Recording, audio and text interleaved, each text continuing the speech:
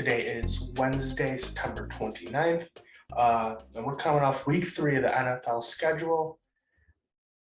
Monday, we had Cowboys, Eagles. Not too much to cover there. Cowboys kind of stomped them. I will say the Cowboys looking a little better than I anticipated. Like, I knew they were a favorite in that division for a reason.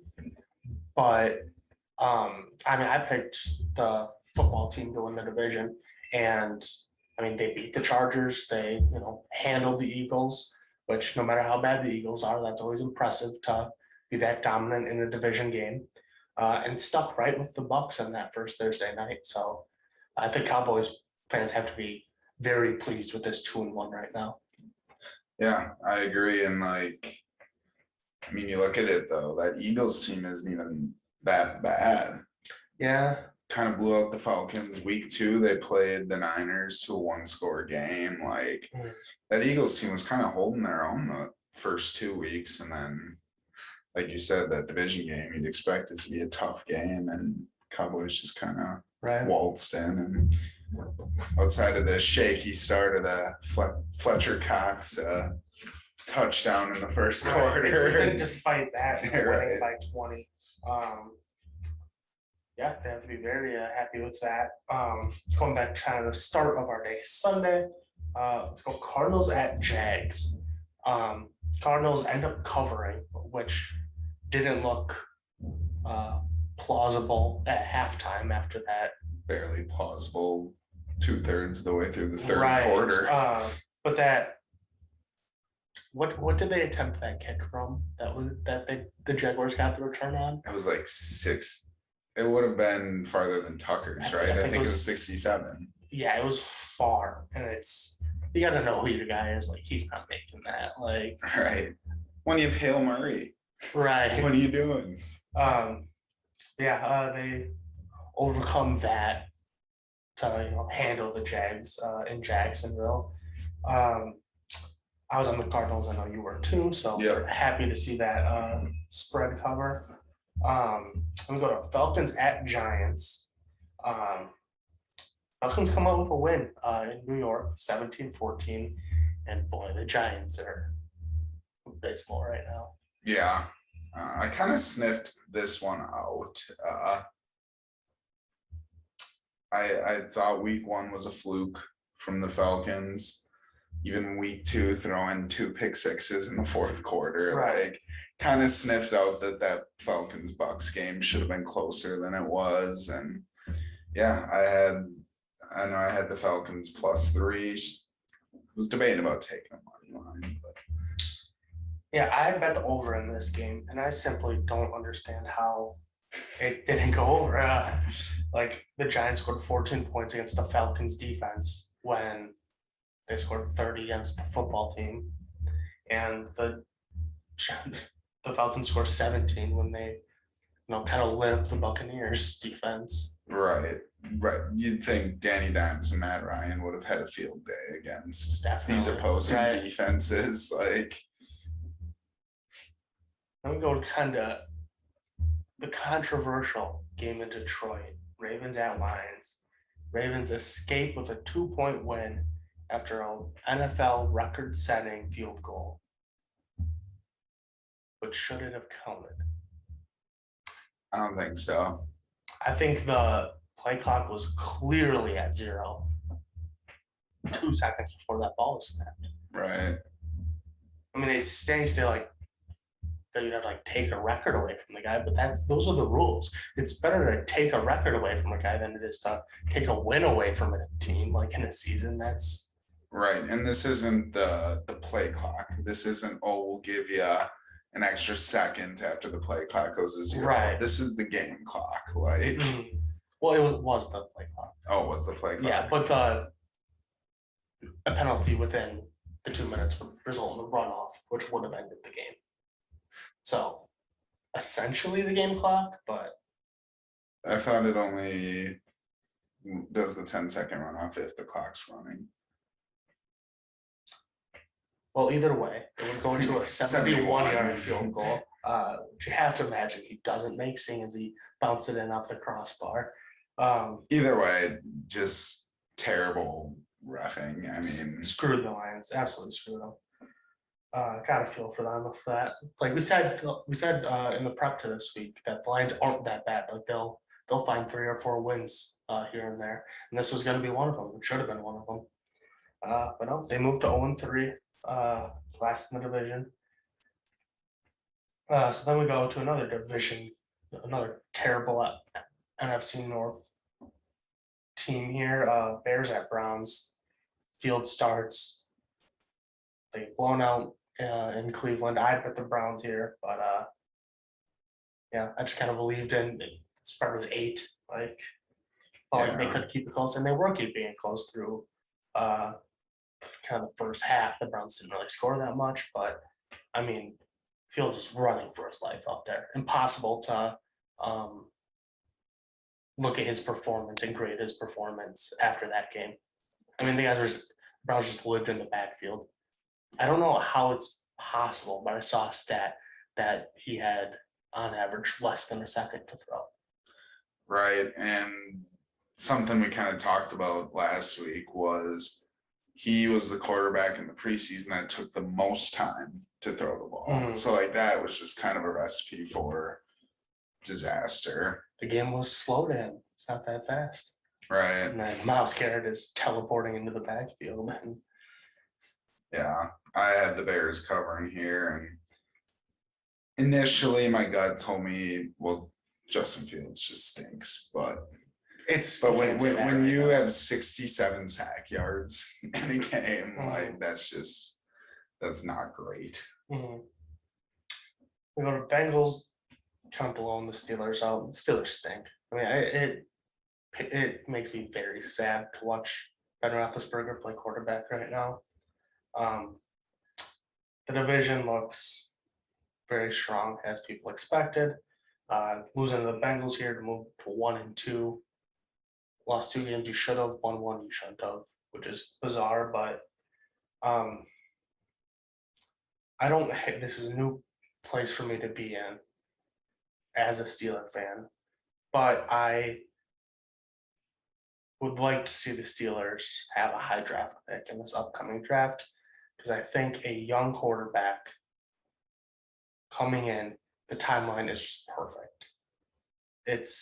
The offensive line is bad, but it's young. They'll have a couple of years to play together and hopefully get to league average or league average plus.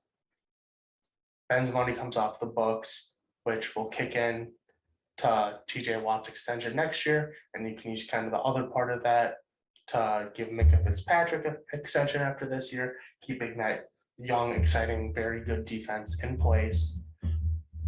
You have the young receivers around him. Juju probably leaves. I can't imagine, or maybe he stays on very little money, but I can't imagine he gets a whole lot of a very big deal.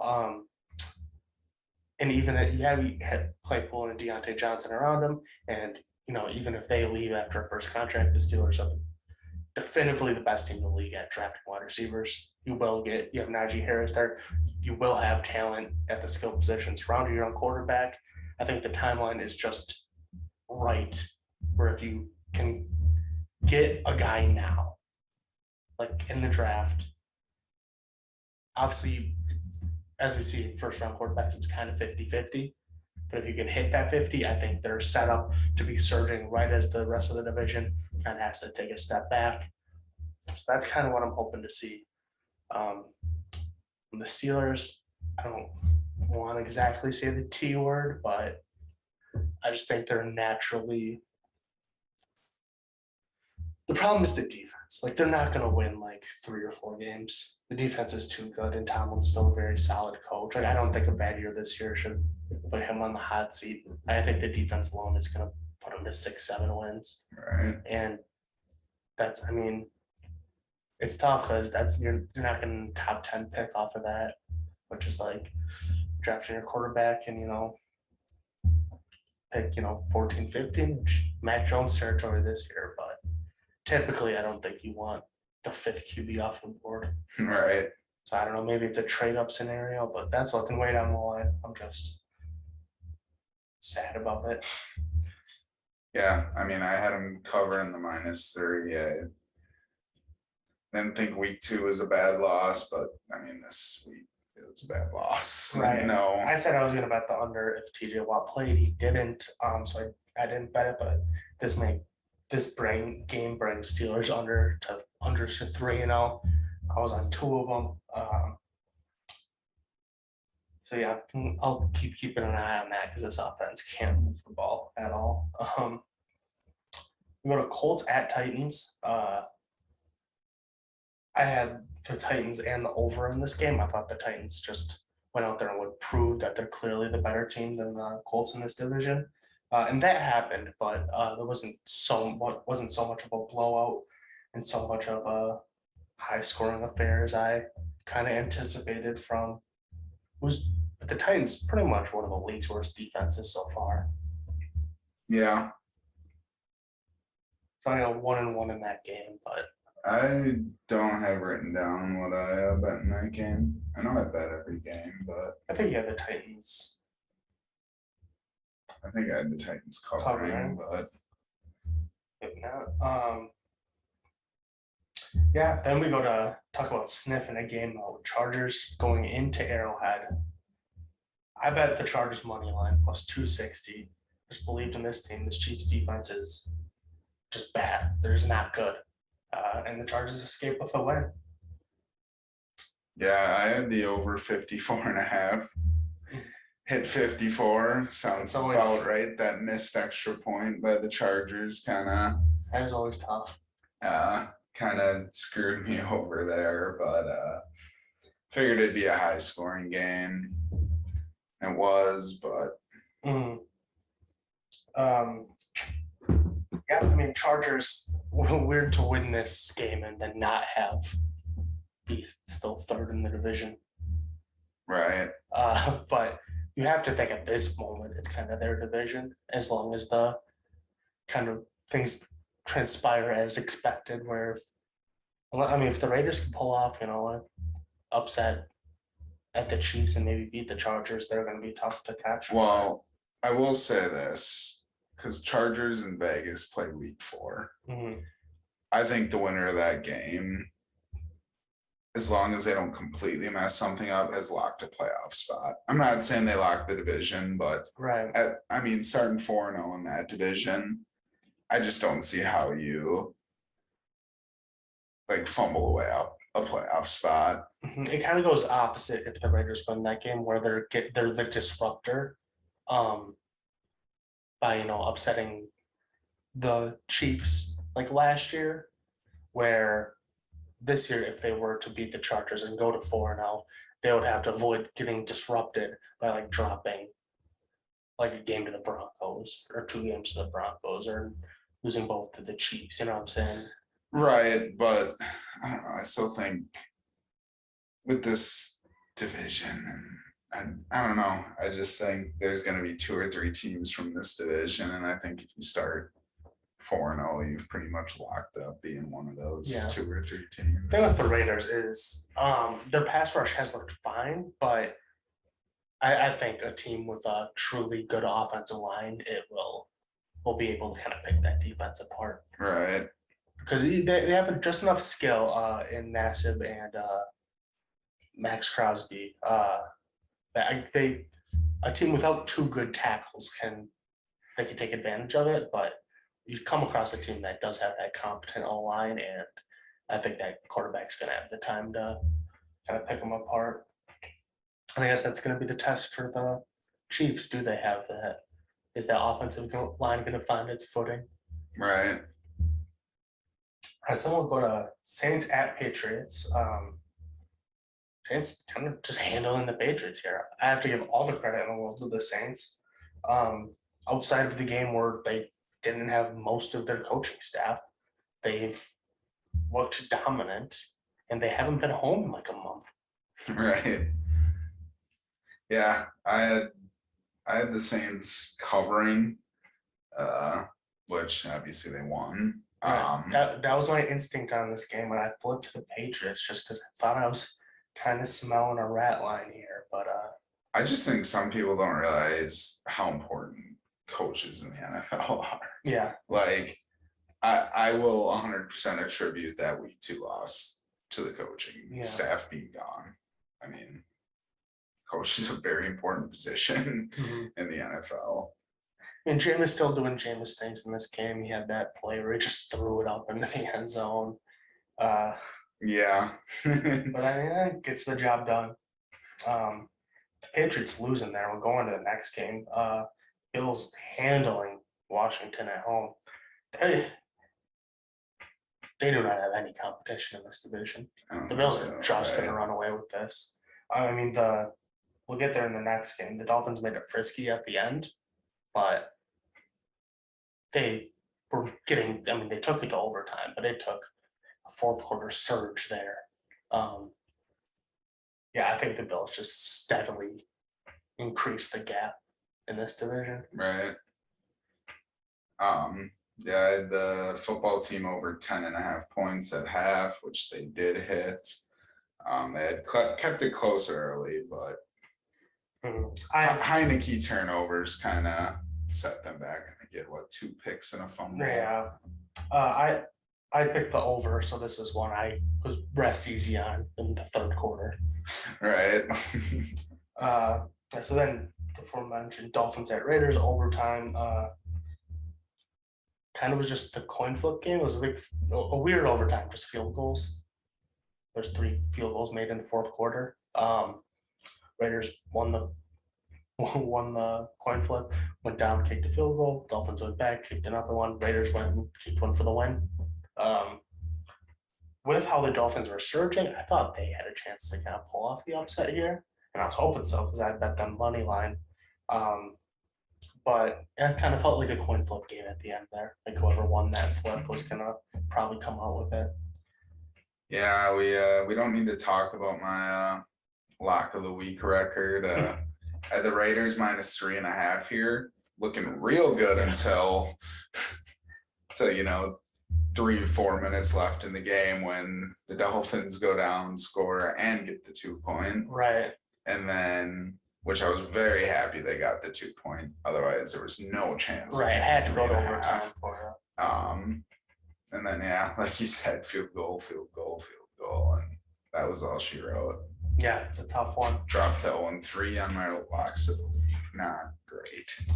My lock of the week, rode with the kid, Zach Wilson. Over 18.5 pass completions. And it was a sweat at the end. He kept, Jets kept getting the ball. He would complete like 1 or 2. And then they'd go 3 and out. And the Broncos would get it back and score or just go 3 and out themselves. Jets would get it back. He'd complete 1 ball. They'd punt. So he was just slowly climbing towards it. And then the Jets down 26-0 on defense are using their timeouts to conserve time to get him the ball back with a minute left. When they're down 26. Right. And then he gets it. He has 18 completions. He throws it, caught for 19, hit my lock of the week, run up to the line, interception. Yeah, perfect Zach Wilson fashion. I'm maybe the only person in the world to make money betting on him this season, but he brings me to 2-1 for my locks of the week. Yeah, I was rooting against that hard when they used their timeouts just so they could get the ball back with a minute left in a 26-0 game. That frustrated me. Yeah, because now I got a little hole to dig out of. Jets are bad. If it's any consolation, I did hit the Broncos -10.5, but not really. Right, just putting up to 0 is. They're just bad. They're so bad. I mean, is there a total points over under for them on the rest of the season?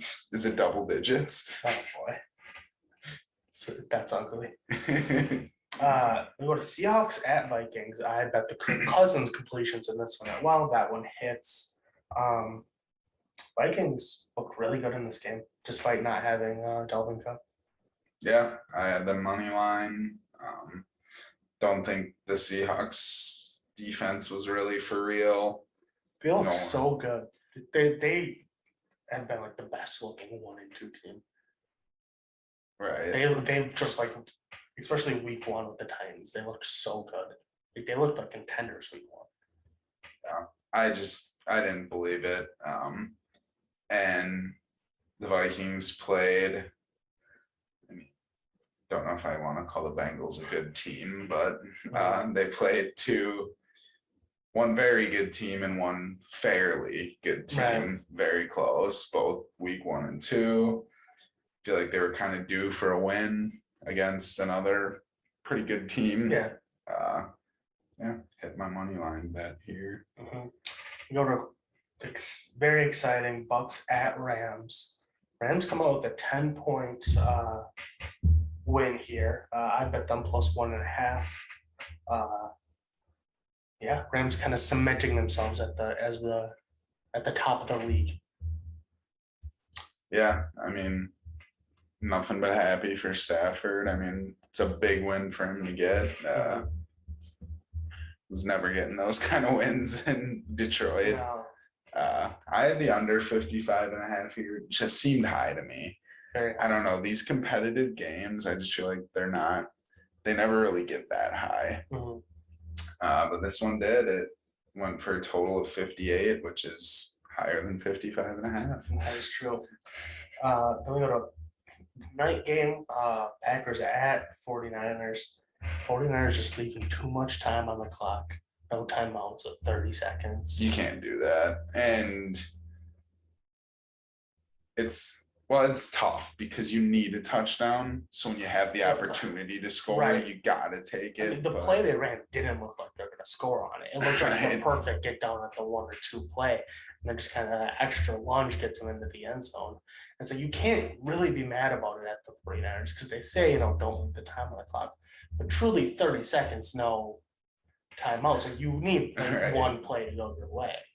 But consistently, they park the guys way too far back when you only have the 1-point lead. Like, you can't just leave the middle of field open 20 yards down field. It's just, that's where they're going to hit it. And when you have talented guys, they're going to just make their way to the sideline, or they're going to run up and you can't play that. You can't play that far back when you're playing Mason Crosby. Don't get me wrong. Mason Crosby is not Justin Tucker, but he's on year 14 or 15 of doing this. Like, he's always, besides maybe 1 year, been reliable.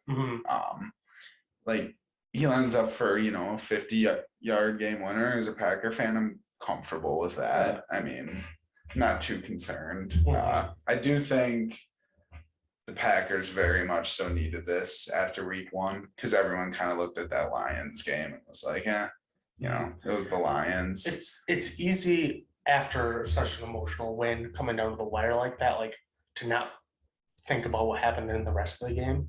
Just be like, I escaped with the win. And that's absolutely true. But I don't think this solves things for the Packers. Like, this 49ers defense or this offense is still not very good. Like, they shouldn't have given up 28 points to them. Jimmy G kind of, despite the mistakes, and boy, was there a glaring mistake from Jimmy G when he just threw the ball backwards. But despite that, he was able to carve up the defense fairly consistently, and without the consistent run game that 49ers usually have. Yeah, I mean, welcome to the world of a Packer fan. We're used to giving up 28, 30 points a game, and we just always had Rodgers to score 35. But that's why we don't win the big game. Right, the Packers Super Bowl recipe includes a above league average defense, which I'm not convinced the Packers have right now. Oh no, it's far from that. But yeah, it's as a Packer fan, it's what I've become accustomed to. Is ever since the league kind of figured out the Dom Capers bend but don't break defense, which wasn't hard to figure out. It was just, hey, don't turn the ball over in the red zone. Because I mean, that defense was fun to watch. They'd give up 500 600 yards a game, but they walk away with like 4 red zone turnovers. It's like, this is sick. Like, yeah, I mean, it has to feel good for the Packers to kind of get over the 49ers, who of course gave you the woes in the NFC Championship a couple of years ago. A team that they're kind of, as much of a kind of rivalry you can get out of a division, like teams that very much are matched up consistently. So I guess you're feeling good as a Packers fan if that's what's waiting for you in the NFC Championship, but more likely it's the Bucs or the Rams, right. which, Well, and I even told you before the start of this game or early in the first quarter, I was like, this is a game the Packers will win, and then they'll lose it in the playoffs, because that's just how it works as a Packer fan. I mean, don't get me wrong, I'd much rather be in the position of looking at this game in the context of what it means in the NFC Championship rather than looking at draft picks. But I just don't know. It'd just be tough for third year in a row if you can make it there but not quite. I don't get it done. I don't know if this team's good enough.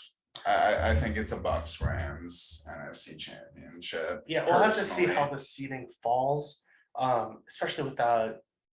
I mean, week 1 was tough for the Packers, but out of the Bucs and Rams, they probably have the lightest division.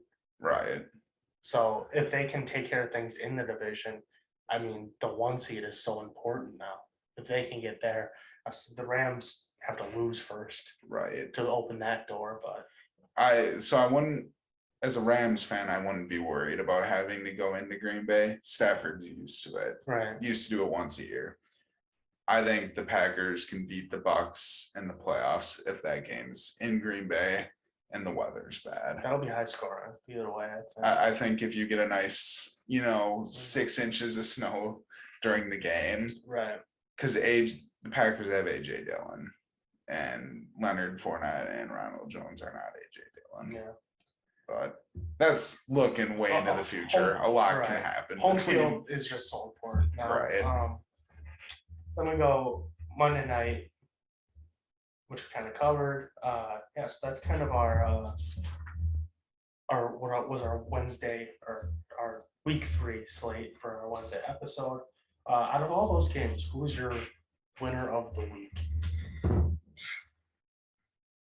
You know that I love to hate this man, but my winner of the week is Aaron Rodgers. I just think that last drive with 37 seconds or however much time was left, kind of quieted the haters a little bit. Because after week 1, it's like, is Rodgers losing on purpose? Is he doing this on purpose, doing that on purpose? Like, he's not trying, he wants out. It's like, if he really wanted out, he wouldn't have gone out and done that. Right. Like, and he also has 52 other guys on the roster that are relying on him to help them get contracts. Like, they wouldn't let that fly. Yeah. Like, I just think he kind of toned back all the haters, got him to quiet down a little bit. And as much as I dislike Aaron Rodgers, he went out there and he was a winner. I mean, did what he had to do to win the game. Yep. For mine, if you go into Arrowhead in September and come away with a win, you get my winner of the week. So Brandon Staley, brand new Chargers coach, in his 3rd game in the NFL as a head coach, gets win in Arrowhead against the Chiefs. He said they looked good. I mean, you weren't going to pull the Chiefs out. That's just not how it goes. But you just held the line at the end. Were able to just kind of squeak past them, and Chargers look really good right now. Right. A massive win. And when you hold normally if your defense gives up 24 points, you're like, that's kind of a lot. But when it's the Chiefs, it's like, that's a good showing, And I think it just makes that Cowboys loss with just that the reffing and all that hurt even more. Because if the Chargers escape in a 3-point win, then I think the Chargers have a ton of buzz right now. 3-0, just beat the Chiefs on the road. I think that is people are on them heavy, but I think tempered expectations due to we see what can happen. They can make a lot of mistakes, get a lot of penalties, and kind of play a sloppy game. So I was seeing stuff on Twitter, heard about it on some podcasts, about doubling the ref salary and making it their full-time job, where they have to like do coursework in the off season, kind of like how a player would, study film or playbook. Cause like there's been some very glaring reffing issues, whether it be the Justin Tucker field goal, the end of that Chargers game against the Cowboys. Like, I mean, every year there's, because I mean, there was the Saints pass interference in the playoffs, like what, 2 years ago, 3 years ago? Yeah. Like every season there seems to be one big one. But like this season, we've kind of already accumulated a few big ones. Like, I mean, I get it's we don't want to bog the game down at the end with like all these reviews and stuff, but there's still just the seemingly arbitrary, hey, here's what you can and can't review. Right. Like if everyone in the stadium can see that the clock hit zeros, like that's a extremely easy play to like go back and say, oh, he didn't get it off. That's black and white. Just because you didn't throw the flag at the time, like, why does that mean you can't go back and, maybe just in the last 2 minutes, like, because you don't want like a play to go off and then all of a sudden like, oh, we're calling retroactive holding on that play. But just getting stuff like that, or like, hey, this guy clearly wasn't down.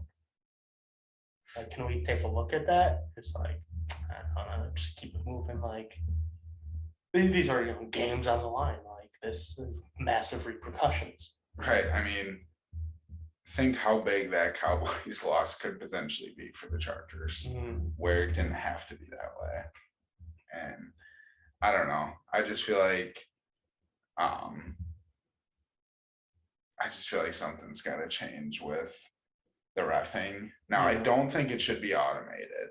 Like, I've heard a lot of people, talk about, obviously we wouldn't be able to execute automated reffing now, but like, in 5-10 years when AI gets just crazy, right? Which I don't think we should go to automated. I think human error is part of it. Especially in football. Like baseball is a different thing. It's way more black and white, way more often. Football is like, if you're truly teaching AI what by the rules holding is, we will never finish an NFL game. Right. But yeah, I don't know. I just thought that was interesting because I didn't realize NFL ref wasn't even a full-time job. Yeah, it's crazy. Make like 50,000-60,000 a year, which is nuts. I figured that was like $500,000 a year gig. Yeah, I mean, I guess it is like 17 days a year, but it's 17 days a year for a multi-billion-dollar entity that heavily relies on them. Like, yeah, I don't know. Let's go to Thursday night now. We got Jags at Bengals. Bengals open up at 7.5-point favorites, which seems like a lot for a Bengals team, but this Jags seems bad. This Jags seems bad, and this Bengals team kind of seems like they're here to play. Yeah, for sure. I mean, I'm not saying this is a playoff team or anything, but they're a team that's gonna win some games they shouldn't. Yeah. And be in some games they shouldn't be in is kind of what it seems like. So what do you got? What was your head at for this one? All right. So CJ Henderson, he's gone. Get him out of here. Which I guess we didn't really touch on that. Kind of seems like the Panthers are trying to make this like, hey, this is our year to go to playoffs. Yeah. I mean, it's a big trade for CJ Henderson. I mean, they have the schedule to do it. Right. Yeah, so CJ Henderson gone. A pass defense that already wasn't great. So I got Joey B over 299.5, and to win, straight money line at plus 181. I'm also taking Joey B over 2.5 TDs and to win money line at plus 183. And as kind of a hedge, I do have a Jags money line plus 270, kind of a hedge. Right. I think 9 out of 10 times this game is played, Joey B will throw for 300 yards and 3 touchdowns in this game. Because I do think the Bengals defense is maybe just bad enough that the Jags can keep it within like 2 scores through most of the game. But yeah, I think Joey B will kind of throw all over this defense, especially if T. Higgins is back, and then you got your kind of trio of wideouts that they got to focus on. Yeah, I agree with that, and I also think if there's a time for Trevor Lawrence to kind of start showing something, it's this game. Yeah, your prime time. It's Thursday night. People are going to be watching. Even people kind of like myself who I've seen. I've been keeping up with it. I'm interested, but there's games with playoff implications going on, and so I'm not invested in a Jaguars game necessarily. Everyone's going to see him playing. Like they hear about, oh, he hasn't been that good, throwing a lot of picks. They're going to see him play in this game. So I don't think this Bengals defense is really anything to write home about. right. So I think he, along with Burrow, they're both kind of getting right in this game. I think they both look really good. So I found a very interesting line.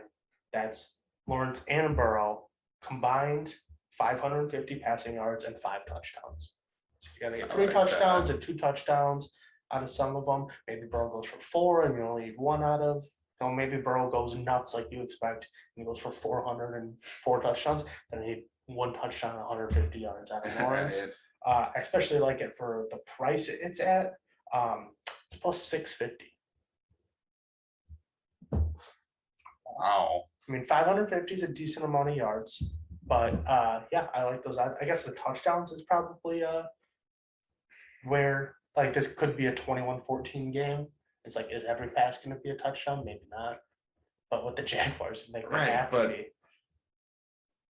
That, I don't know. Because like, even though Lawrence has been throwing picks, he's been throwing touchdowns too. I mean, week 1, he threw 3 touchdowns, 3 interceptions. Like, Burrow only had 18 pass attempts against the Steelers and did not throw for 200 yards. Did throw for 3 touchdowns, but so that's kind of, I guess, where you would get some pause. Lawrence threw it 34 times, but still only threw for 200 yards. So I guess the yards is probably the stopping point, but if Lawrence can kind of limit turnovers, cutting drives short, I think, they're giving him the volume for him to get up close to that 300-yard mark. So I'll kind of just be rooting for stellar QB play in this one. Yeah, I don't like the line because I don't think the Jags are going to go winless, and I think this is one of their better shots at getting a win. It's Jags Broncos-esque to me, where it's like it's a big line for 2 teams that you're like,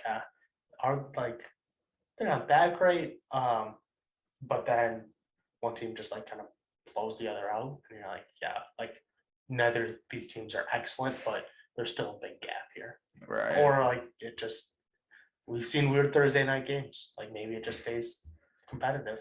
Right. We've seen quite a few Thursday night games now where it's like, oh, wow, this Thursday night game's going down to a game-winning field goal. Who would have thought? It's kind of another reason like that. Thursday night so far has been high scoring and a lot of offensive play.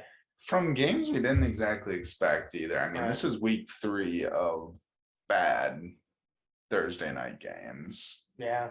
Well, I mean, Bucks Cowboys was a good game. Oh wait, we are only in week 3. No, this is week 4. Right. Yeah. And then so you had the football team and the Giants. And then who did we have last Thursday? It's not on here, but it was Texans and Panthers. Right. So like this is kind of week 3. And I know the narrative the NFL was looking for here. The last 2 first overall picks, was hoping Lawrence was going to look better than he has so far. Thinking, oh, maybe, this both teams going in 2-1 or something. This could have been a very intriguing game. I see what they did it, and it still could be. But Yeah, we'll see. Hopefully we get on track with Thursday night games Mhm. soon. Yeah. Like give me some They Cardinals, have- Rams, or give me, you They do know, traditionally kind of cover the Monday night game with the Thursday night game. right. Yeah, that is our episode. You can catch us on Sunday for our full breakdown of the rest of week 4. Drop late Saturday night, early Sunday morning, typically. So yeah, enjoy this Thursday night game, and thanks for listening.